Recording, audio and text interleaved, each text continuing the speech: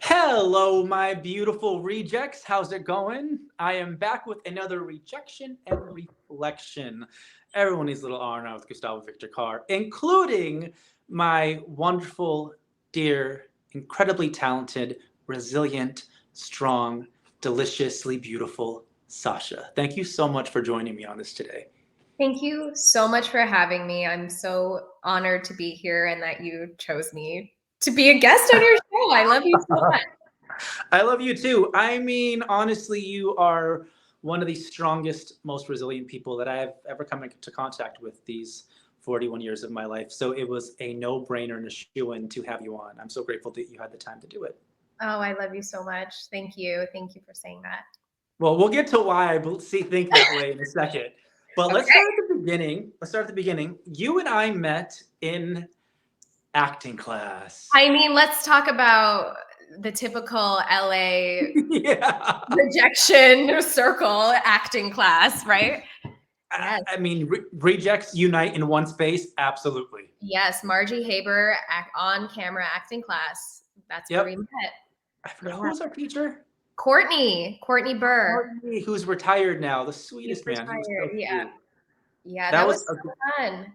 That was a lot of fun. I mean, great class, great information. I just don't know if I really utilized any of those on-camera techniques that we were taught as much as I did in the beginning when I learned them. Do you still use those? I still use some of them, like the little... angle. I use and like the way you hold the sides. I found that underneath. helpful. Oh, we should be giving away the secret, probably. What? Giving away like their secrets. I shouldn't be doing that. Oh, right. No, we can't give that away. But we actually became friends. We did the class together, which was fun. We kind of became acquaintances with everybody in the class. And then I remember you reached out to me months later and you were like, hey, I really want to just do kind of this workshop on my own where we just bring in scenes and just work on them together. Would you want to be a part of that? And I was, I'm antisocial and I'm like, I don't know if I want to go and do that and meet this new person. And I went and you were just such a great energy, such a great vibe. And we worked on our acting together and we've been self-tape buddies ever since. How many years has that been? I think 7 years. Because you came to my birthday when I was turning 26.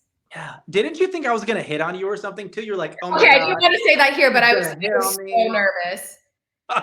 Knowing that I knew you were married, like from class, like you had your ring finger on, the ring on your finger, and you talked about it. So, but that is typical LA still, regardless of that, to be like someone's still trying to hit on you. Yeah. And then you're like, oh, he's a big homo. I'm in a safe space right now. I was so nervous. I was like, oh, this guy wants me to come over and so I told my husband, I'm like, hey, I hope you're comfortable with this. It's just acting. And it was so obviously not the case. Yeah. We had because Jessica was in our class too, right? So Jessica came. Yeah. And then there's a couple other actor friends of mine that I knew. Yeah, it was that time where it was like I didn't have the funds to be in class. I needed to fund it to somewhere else in my career, invest some other space. It was that need and want to just continue to grow and to work on the craft. And I was just really happy that people were willing to do that with me in that time and space. So yeah, I forgot about that almost. That you did that for us. Yeah, it was good. It didn't last too long, but we got some good ones in. Yeah. So you have been acting to digress a little bit. Apologies. You've been acting since you were a kid, right? Since I was 8 years old. Yeah. And in Canada. Yes. So I'm Canadian and I grew up in Canada, and my first job that I went out for was an open call audition. I was 8 years old and it was for a Kellogg's Rice Krispies print ad, and I got it. So it was, one of those stories where the first one you went out for, you got it. So you kind of, as a kid, assume that's what it's going to be. But then I worked as a kid in Canada for a while. I did a lot of kids shows and commercials and print.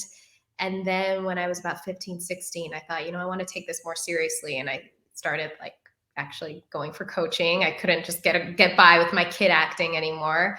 And then auditioned for some stuff out here and then eventually moved out here. It's so funny that you spoke about the kid acting not sufficing anymore, because as you get older, you're still much younger than I am, but like you notice those phases that just don't last in your craft anymore. Sounds like common sense, but it's something as an actor you really need to pay attention to, because the age range, the material, it's all shifting with you as well. Yeah. But someone like you and myself, when I was younger, we played young for a really long time. Yeah. So it was really easy to stay in that space, right? It was, and it kind of got muddy after a while because I started, and this is hard for me now when I go in for auditions that are for 18-year-olds. I'm like, how do I be 18? Like, what does that mean again?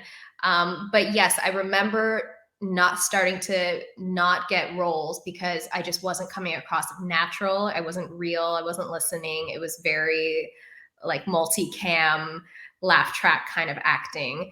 And that's when I went and took classes, and I was like, I should have started these classes way earlier, but it was, it's a learning experience. Yeah, and to be fair, the industry shifted, the craft shifted. Yeah. When we were kids, it was different. It was a whole different narrative. The process, the techniques, it was a different world.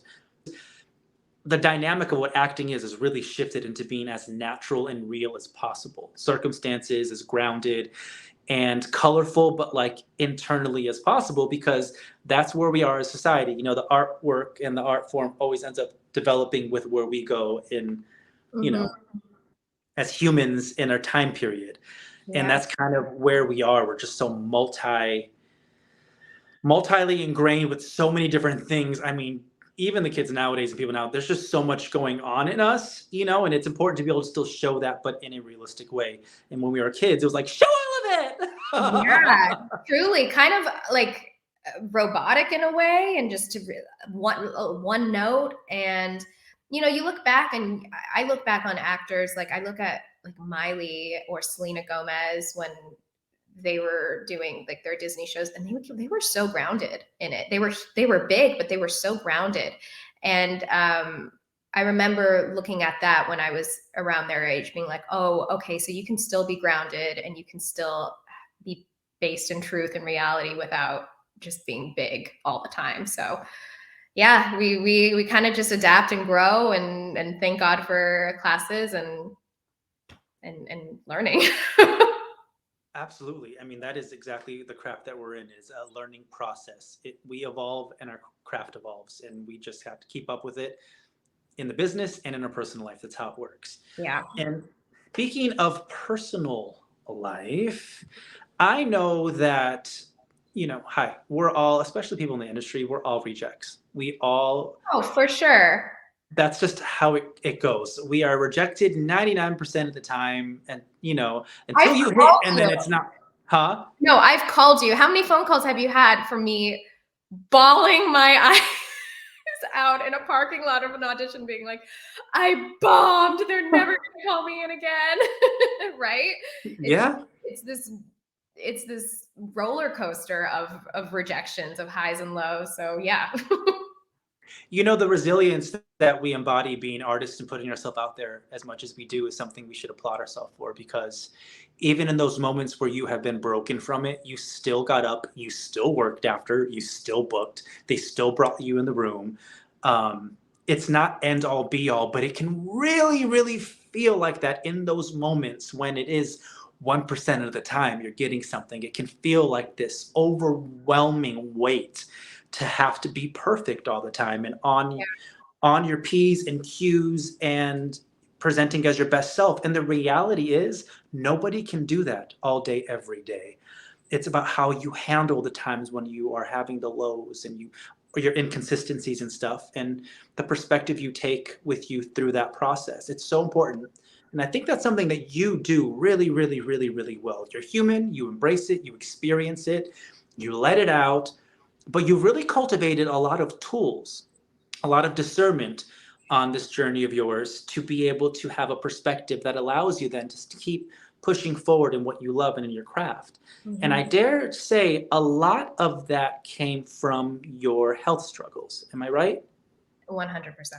You want to kind of give us a little bit of backstory on that? Yeah. So I have been dealing with for the last 3 years a flare up of my autoimmune disease. So I have rheumatoid arthritis slash they think lupus.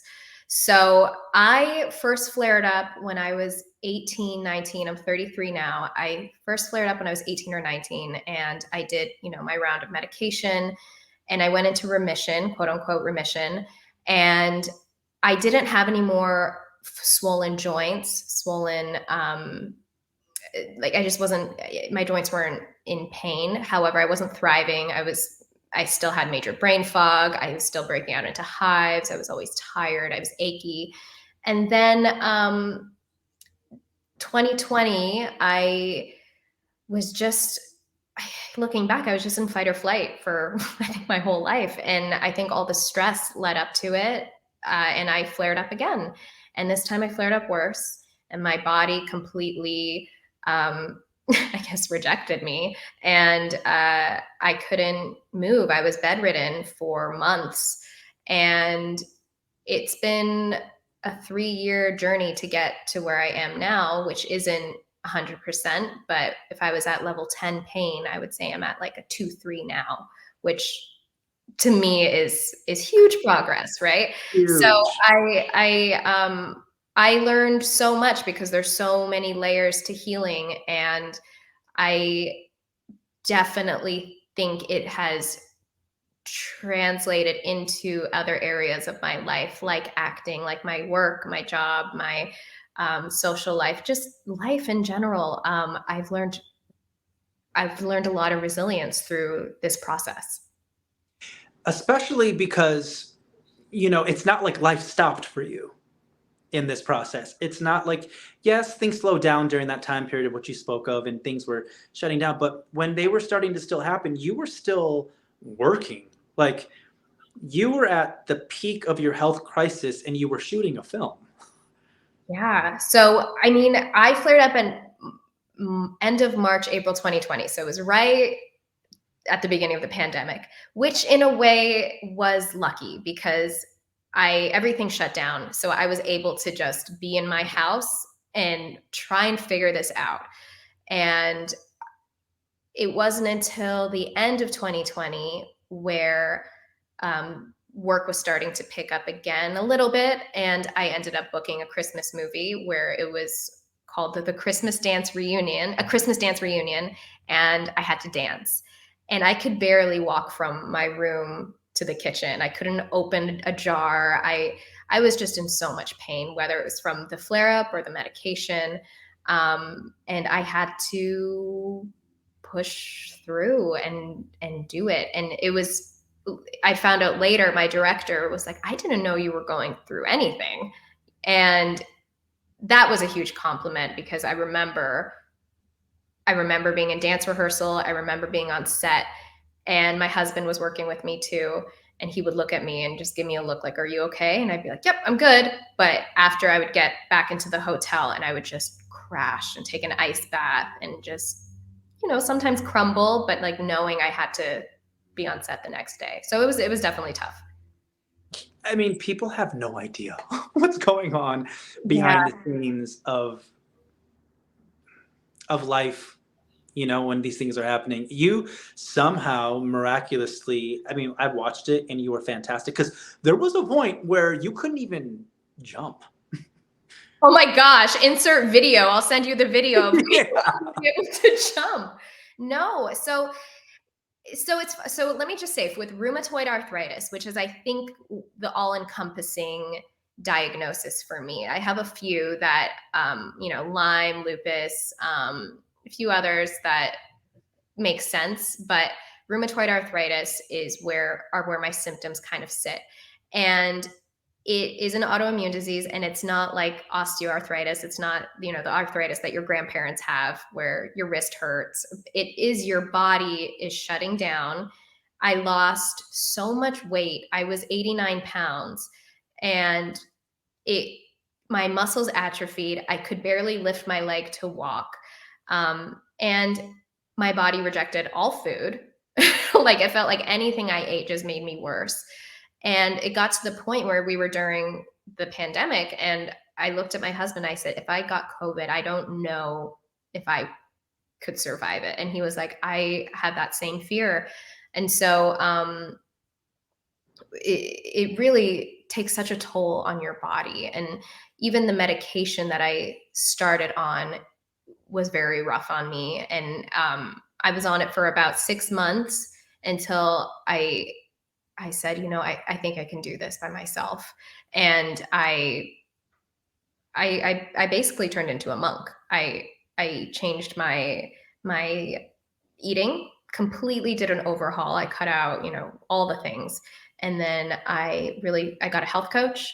I got a naturopath, an integrative doctor.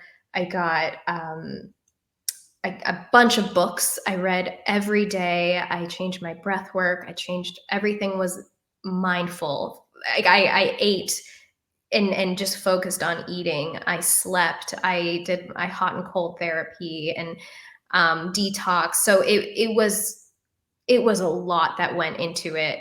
And I think eventually it all catches up. And so you start to get these tools that you can use to push through things. How did you find the wherewithal to even do so? I mean, like it's the perfect rejection of it's the perfect example how rejection just isn't mental. It can also be extremely physical and mental. Like your body, like you said a few times, literally started to reject you. Yeah. What shifted? Because that's a really hard place to be in. You can't move, you can't eat, you must have felt at the darkest and lowest of lows of your entire life, because at that point the hope is nowhere to be found or seen. Yep. Was there any moment that you can remember that shifted where you were, when the light kind of flicked on or the inspiration came to be able to move again or to be encouraged? Like, Yeah. I mean, I think there are a number of things, and I remember it not being one thing, but there were pivotal moments throughout the process. So, first of all, support is when you are in such a dark space, it really is hard to climb out. And you're right, there was no hope on the horizon for me. I really didn't see anything because you're doing all of these things and nothing is making you feel better. Even medication takes months to kick in sometimes.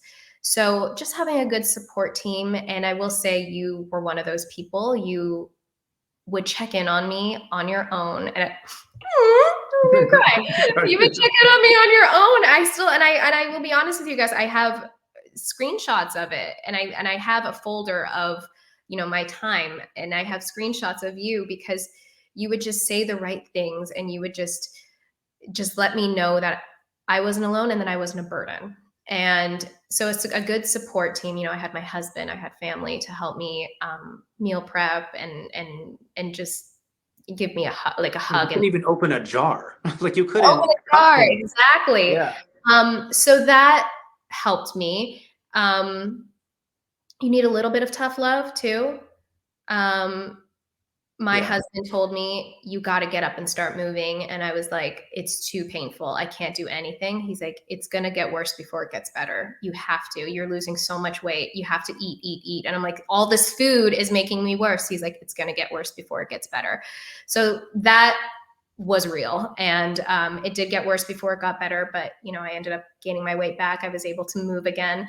And then, when you're stuck in such a dark place, you are just stuck in your head because you can't move your body. And I remember being like, oh, I'm kind of crowded up here. I'm kind of messed up here. I need to clean up. And I started doing a lot of inner child work. I started doing a lot of visual work and just observing. Meditation's all about observing what comes through. And I was observing a lot of stressful thoughts and a lot of shame I was carrying. And so that I remember was the first thing that I was able to tackle and I had control over. And by the time my body started catching up, I felt so good in my head. And I think finally, one of the things that really, if we're talking about rejection, it wasn't just my body that was rejecting me. I was doing a lot of the rejection myself. Like I rejected that this was happening to me. I was not accepting it. And yeah, I was not okay with where I was. And they talk about radical acceptance, accept where you are. I'm like, I will never, ever accept this. And I don't want to accept this as my life. I don't want to just be like this for the rest of my life. And it made it a lot harder. And I had to learn that it's not about dropping your goals. It's not about saying, I'll never be able to do this. It's saying, I still have these goals and aspirations, but I'm putting them here because right now this is happening and I need to show myself a lot of love. And I wasn't doing that.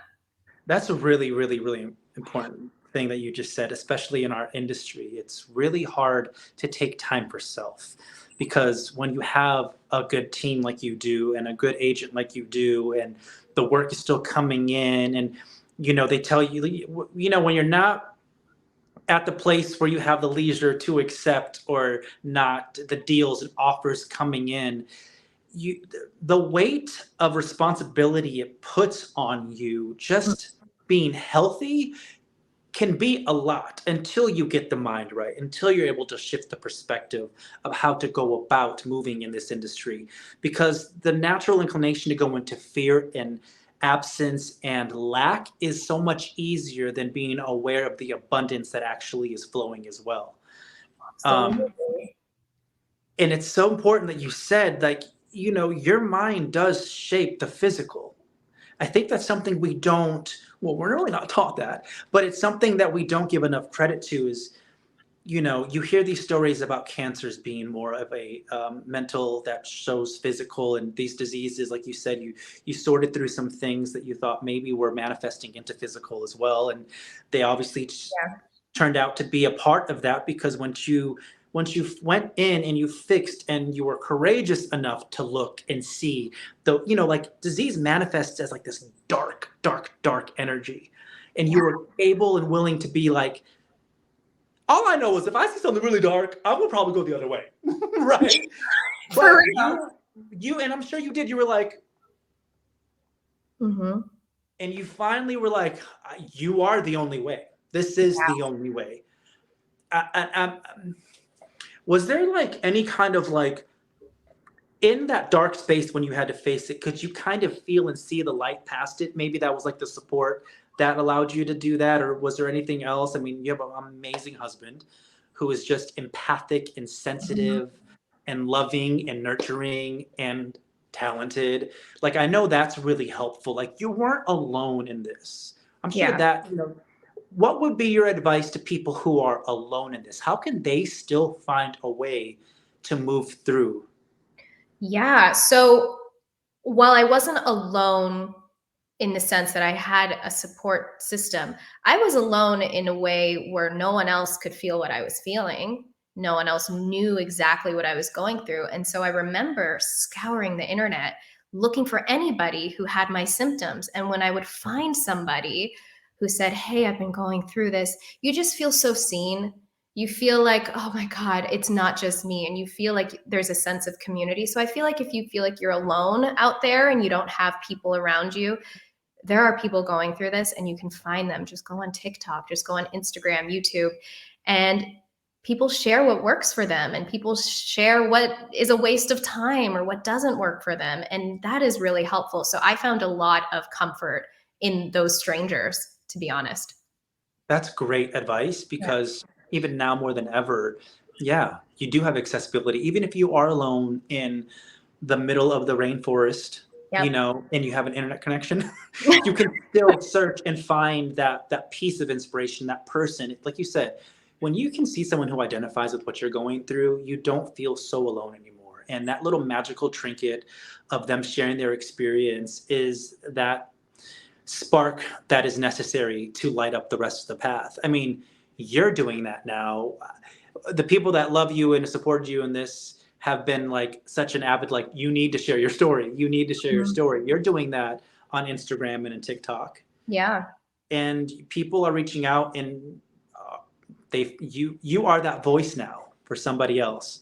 Yeah, it's funny because I remember I spoke with my health coach, and that's another thing I would recommend if you're going through any sort of, if you're just diagnosed or you're going through chronic illness or have an autoimmune disease, maybe reaching out to a health coach. Or like a group, like a Or group. yeah, is they can help guide you and even inform you about the different paths that you can take.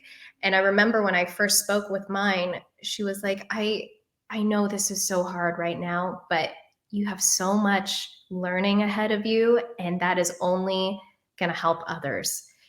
And at that time, I was like, I don't care. I don't Yeah. want to learn. Fuck everybody else. Fuck Me. And I remember she was like, you can heal. She's like, I healed mine. It took me 3 years. I was like, 3 years? I want to be ready next week. And, it's been 3 years for me now. And I completely understand the journey. But it's been so rewarding getting to help. And what I was so nervous to post about anything about, my journey and about my health. And I thought, I have so much information. And at this time around, when I was 18, I only had one option. That was to do the Western med and to, go to my doctor. And that was it. I am in a place now where I can financially try different things. And I know there are so many people that can't. So it has been really nice to be able to share what I've learned, what supplements I've taken, what I've tried with others. And the response has been really overwhelming. It feels purposeful because the way people have responded and said, it just feels good to be seen. I know that feeling. And I know how that can be helpful in someone's day. And then also some people have said, hey, these supplements that you were taking, I tried them and my hives went away, or this has made me feel better. And like, that just makes me feel so grateful for the experience and just so happy for them. And it makes it worth it. The word purpose is so strong that you said you couldn't avoid this. Your body was going to reject you no matter what you did. This wasn't a choice that you made. Sure, I'm sure some of the mental stuff that you were going through in life could have definitely been an attributing factor to, the development of it, or, through long times of not dealing with the childhood traumas and all the stuff that we do to mentally get ourselves right and spiritually in line. They manifest in so many different ways. But in this, and especially like, this wasn't heartache. This wasn't some boy like being like, which would devastate me, in itself. You had no choice to. It's like rejection is going to happen whether you want it to happen or not. Yeah. And it's such a great thing that you were able to see that this is just a part of your purpose once you move past all the other stuff that comes with it, the victim mentality, the depression, the hurt, when you can use that inspiration and being like, okay, how do I find purpose in this? I think when we find purpose in things, it can shift our whole existence, right? Absolutely. Absolutely. And I think there's, one thing that I've really learned throughout this process is that nothing is permanent. And now that I'm able to kind of zone out and see what this was all for, I am able to find purpose in it. And that has been just such a great lesson in anything that I go through in life. I'm like, oh, well, this is not going to last forever. The rain will pass. And they say rejection is protection. And maybe in this 3 years of honestly hell sometimes, if I had kept going the way I was going with my sleep patterns, with how I dealt with stress, with how I was eating, with what I was doing to my body, I could have been a lot worse down the line. And I honestly feel like this happened when it was supposed to happen, when I was young enough for it to happen. And now I can have a brighter future. And you're right. It is tough. There is only so much we can control. We live in such a toxic world. So I just did what I could with my situation. And you did well. You did real well, right? Thank you. I mean, even looking at you right now, like, look, you look so healthy. I know that you still suffer, and I know because you tell me, and it's not easy to have to, this is something you're going to have to live with. And I think the advice to people out there who are going to have to live with something for the rest of their life, it's how you choose to live with it. Yeah. Like the biggest thing I've noticed in you for 1 second is like, it's the way that you approach the day mentally. Mm-hmm. Like, we've had a lot of conversations about it's so easy to be programmed in our mind from the past and to keep moving in the same steps from a situation that was created back then because we were protected, Mm-hmm. because it served its time and its place. And it's so tricky to not be triggered in the same way when something in this moment shows up Yeah. and not handle it in the way that we are in this moment when it shows up so that it can actually shift its timeline into being more in alignment with this right here. Because a lot of people will keep going back to that and then they stay in that repetitive cycle and they can't move past it because they still keep giving an ideology of the past. Oh, and it makes complete sense because it's like you said, it's protecting you from what you think might happen. It protected you back then. It's not protecting you It's anymore. not. It's actually stifling you. But I think that was something that I had to learn too, and through talk therapy as well. That really helped. I was able to uh, just to say, how come when I flare up, I immediately go back to doomsday? Like I don't want to go back to doomsday, and we had to really just figure out a new way of thinking about it. And another thing is, I know I had spoke about it before where I just wasn't accepting where I was at. I was really just rejecting everything that was happening to me. I remember I went to this like really woo woo doctor that I was convinced was a scam, but I was, going to try anything. And he was doing some muscle testing on me. And I was like, this is so stupid. And I just kept going back to him because he would just always say one thing that I was like, how do you know that? And at one point, I was like, it's been 2 years of this and I'm doing everything. Why isn't this going away? And he did some stuff on me and he was like, well, how do you expect to heal when you don't want to heal? And I was like, excuse me? And he was and he was like, your body, you want to stay like this. You don't want to heal. And I remember getting into the car and I was so frustrated. And I was like, how can he say that to me? He doesn't know all the work that I'm putting into this. And then weeks went by and I started to realize I was doing things. So after I would eat, I would kind of just sit there at the ready. Like, am I going to flare up? Okay, no. Or in the morning, I would wake up and I would look at my hand and just make sure it wasn't super swollen. Or before I would open a jar, I would prep myself. And I'm like, wait, I'm doing all of these things like a person who is flared up and a person who is sick. I'm living like my sick self and I'm not protecting myself anymore.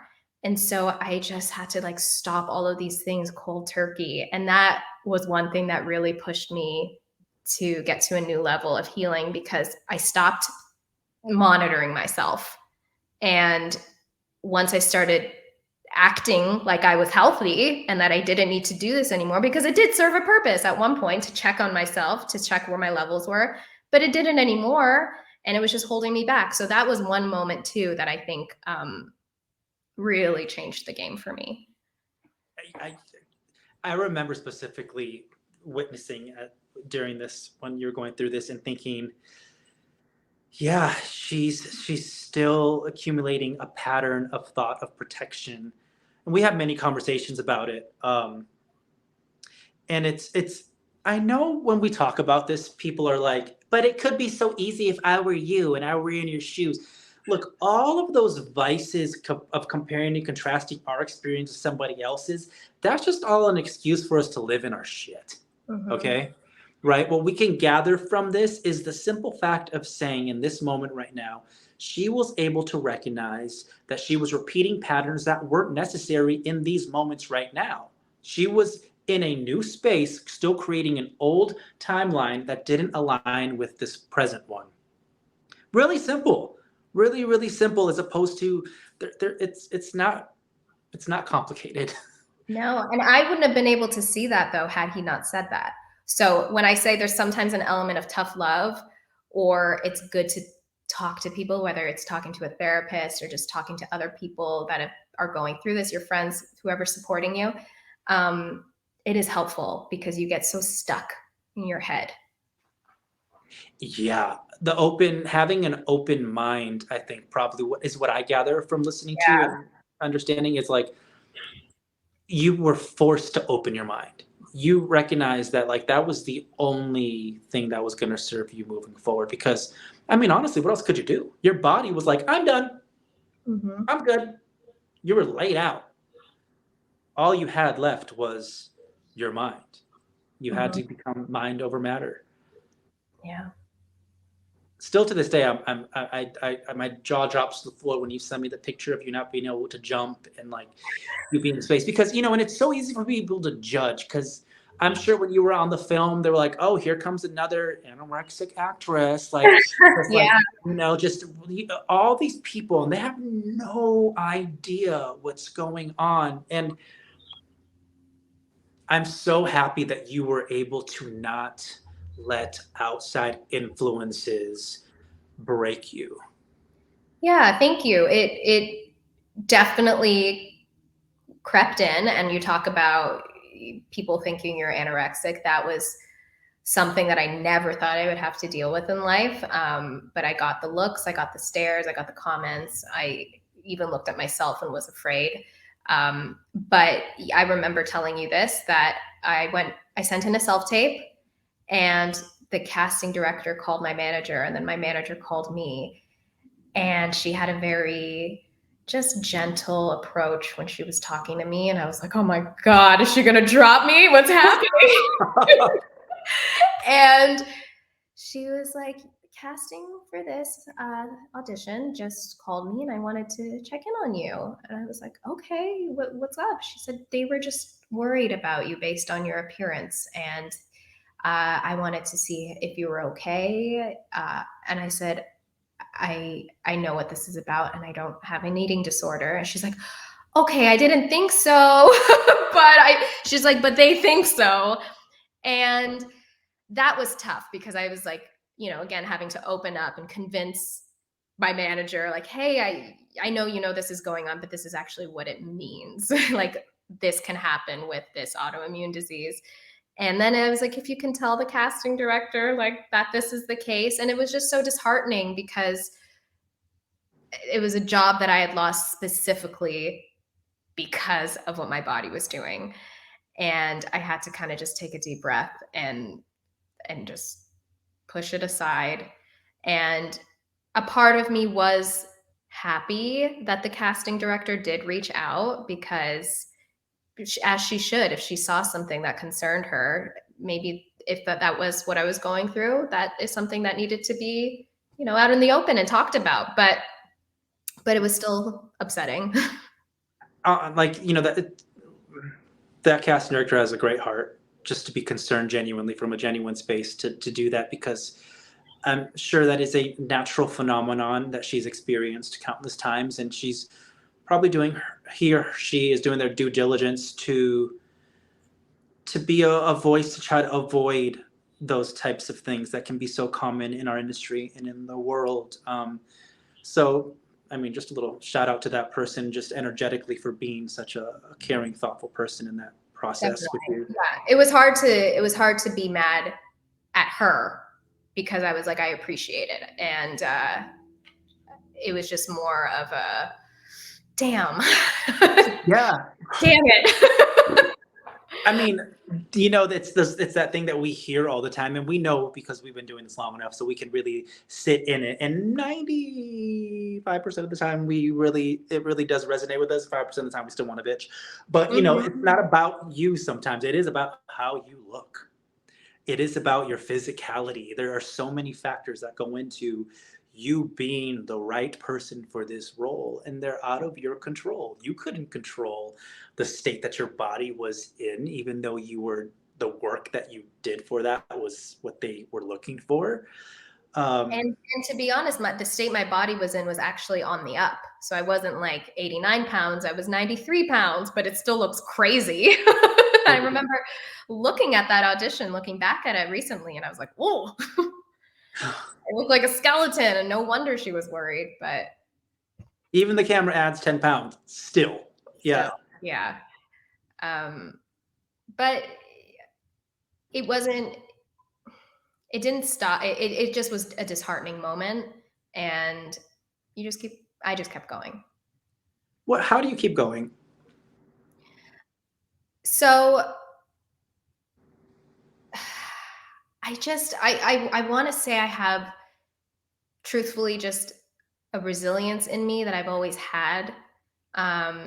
Was it innate? Like you remember having that from as far as you can remember? I do. And I think it came from just having to protect myself in, growing up or whatever. But I remember being kind to myself and having this resilience. And Pisces.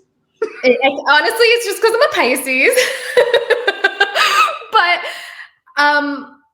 after I'm also a researcher. Like I research the crap out of everything. And so when I found out that this could be because of other reasons and it wasn't just you take medicine for the rest of your life, I was like, I'm going to find out.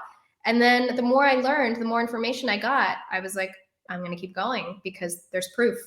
And it did suck at times, and that's where you lean on your people. But even on the darkest days when your people aren't helping and you feel like you can't, you just let that day go by.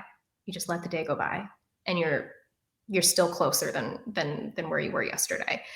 So I ended up feeling so grateful for the small things. And when you start being more mindful about everything, you just have an appreciation for life and the things that you can do that you didn't think of. And that has changed my life, where now I am happy. And every day I'm just like, oh my God, I'm just so grateful and happy for my life. And I have all these things and I have where I'm at, but I was grateful when I didn't have these things. I'm grateful when I get these things. I just feel like it's a steady gratitude, and I love it.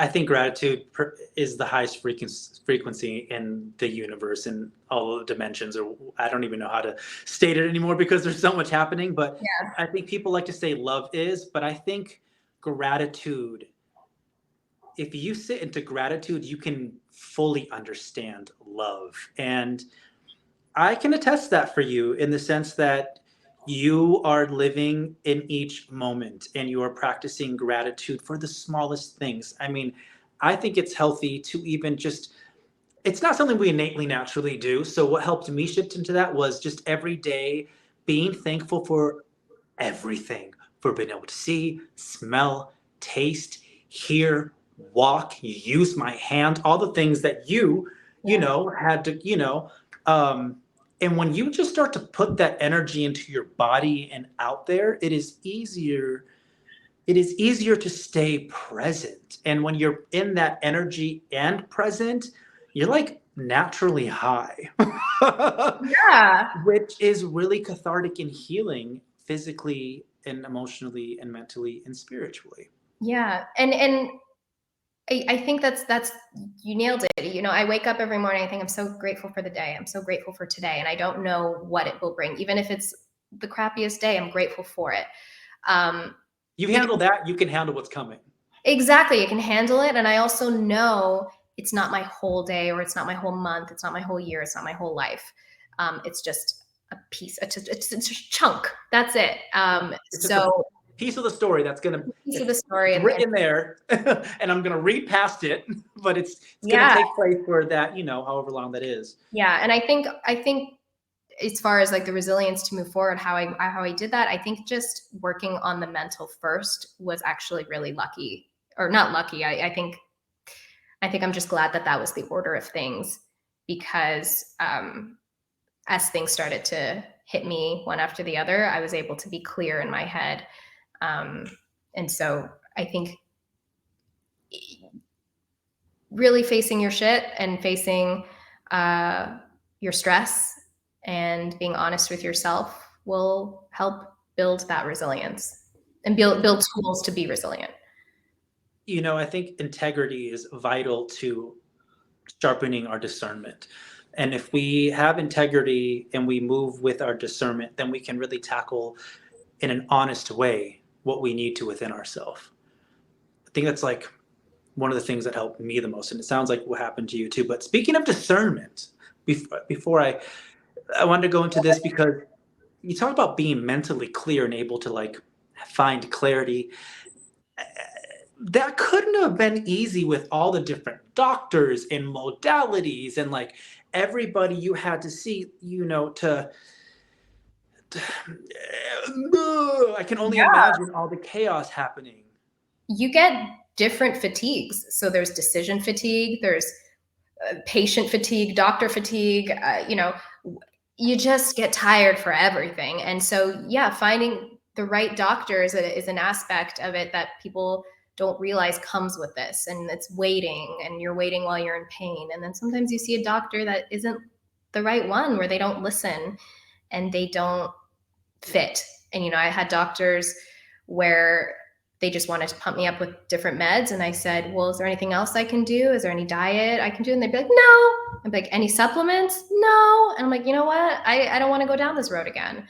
And then there were some doctors that were like, you don't need any medication. I'm like, well, I want to have the option in case, So, yeah, you go through a lot of, I remember being in that time, and it's so hard when you're in pain and you're weak. But Oh, I just yeah, want to scream thinking about it, it literally, because it's is. like It's hard. the frustration, Which is why I think getting a mentor is so important. Someone that's been through something like you've gone through, or whether, like I said, it's a health coach, even a therapist will help set goals with you. That a is group so you said to earlier. yes, a group, Anything. I think that's going to be so helpful if anybody else is going through this to have a mentor. The more we talk about it, the more I gather what you mentioned earlier, how important and vital support is. So I think if anyone's listening to this and they're understanding what Sasha's going through because they are first-handedly going through it or through somebody else dealing with the same kind of situation, get help, find support in whichever means you can, because it's really, really necessary to be able to move past it. And especially if you're going through what Sasha's talking about and you're like, well, where's the support? Well, she's right here. Go find her on Instagram or TikTok. And she is so personable and helpful. And she really, really, she just wants to share and help. So what is your TikTok and Instagram they can find you at? You can find me on TikTok at Sasha Clements, and then on Instagram, Sasha Clements, because a random person has my name. I guess yeah, you can find me there. And I post more about the health stuff on my TikTok. I don't know why. It's the community seems to really be there, but I do post on my Instagram as well. Yeah. Amazing. So that probably is the biggest piece of rejection that you've had to go through, facing like your body rejected you in all those ways, which turned out to be just more than your body, and you handle that. As you sit and you reflect on the countless amount of rejection you face as an artist and your body, if you could sum that all up in like one word right now, what would that be?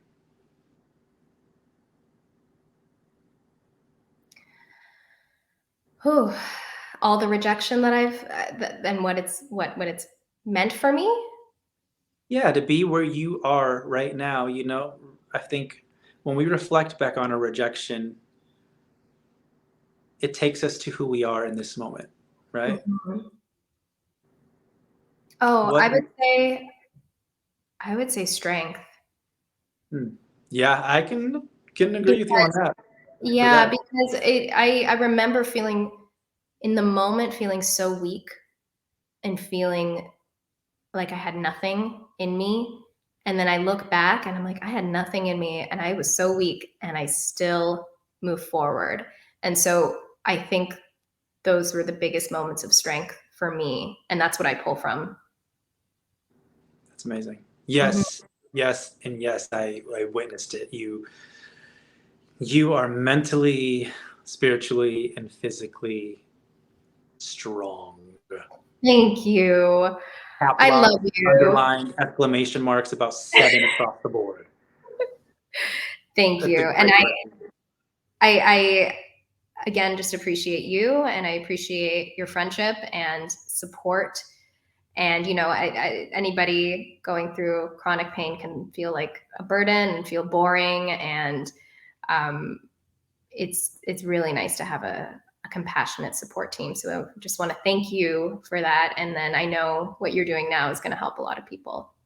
Thank you. I want to thank you for being you in every space. You're welcome. Like everything, the fact that we can have these conversations off of here, hence why I even brought you on here. And thank God we've had each other in this acting thing that we do, because Oh we yeah. rely on each other to get our tapes done more often than not. And it's just such I'm just so thankful that I that I have you. Yes, and it's I think this, I know, journey. I don't want to keep saying journey, but it's not linear. It goes up and down, and that's the one thing I've learned. It's been 3 years of up and down, of trying new things, trying new diets, trying new modalities, and they all work, but they all work at different times. Everybody has a different prescription. Nothing works for everybody the same, and it's all taught me, all of it has taught me how to just live a full life and to appreciate what I have. And I've just learned a lot from it. So I feel like when I look back on where I was to now, I am so proud and I'm so grateful to be here, and it works. All of this works. Absolutely. They say we don't stop learning until we pass over to the other side. I don't believe that. I think there's probably still something going on. I don't know what that is. Yeah. But yeah, let the process just be one of learning. And I dare to say, the more you actually face that head on and choose to learn, the more you get to kind of see yourself more clearly. And the more that you see yourself more clearly, the more that you can start to really embrace yourself and love yourself. And when you start to love yourself and embrace yourself, life shifts. You actually start to live. You feel alive. And when you've felt so dark and you've been in the dark and you've had to face so much rejection and adversity, that seems impossible. And know that you are not alone. Every other person facing rejection, wherever that comes from, we are all rejects at the end of the day. And Absolutely. we can choose to use that as a component to propel us into a better space and a better life. So be courageous enough to face whatever rejection is coming at you, or even go just live enough to even be rejected, whatever that is for you. And And start. and I feel like if you're in the rejection right now, it will pass and your time will come. And rejection can last a long time. It can last years. uh, But it's not forever. and it's fleeting. It's moments and it's fleeting. You have to be able to absorb and take it. I mean, look, we do it. I mean, come on. How many times I've been rejected this year already, for God's sakes. It is what it is. And the more that we can just view it from a different component of being heavy and just being in that moment, in that space, in that time, that it's going to excel us in our life and ultimately be something that makes us who we are even more beautiful. That's all we can do, because it's going to keep coming, especially us as artists and life. And I mean, trust me, I'm not joking when I say I'm the ambassador for rejection. Okay? Well, I will. And then what is it that keeps you going throughout all of this? I think, like you, it's just an innate trait of,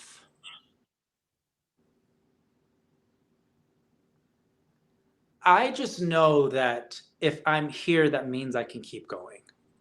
Oh, I love that. And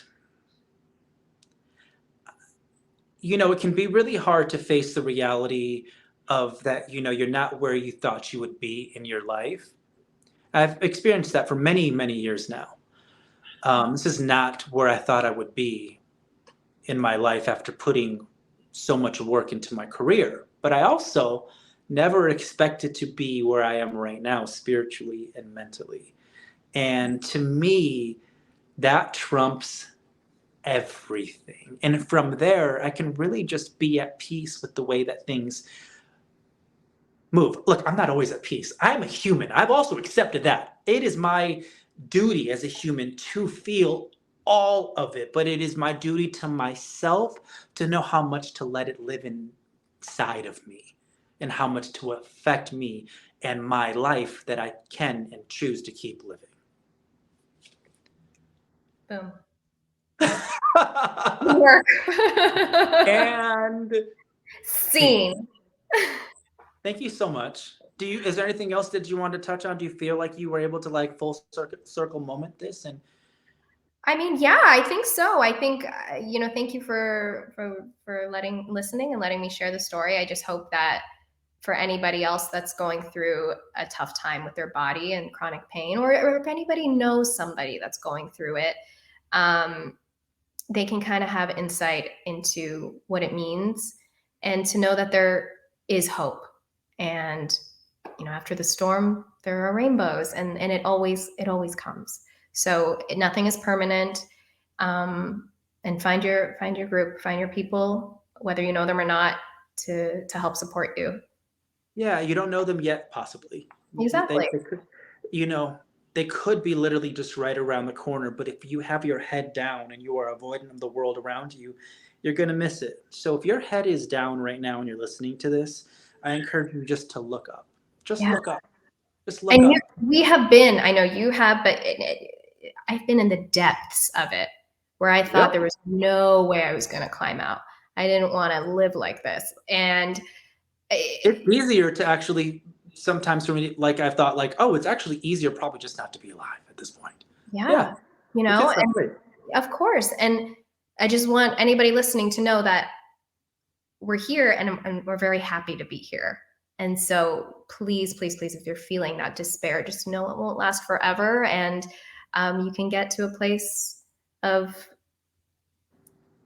peace. Peace. Yeah. Yep. Yeah.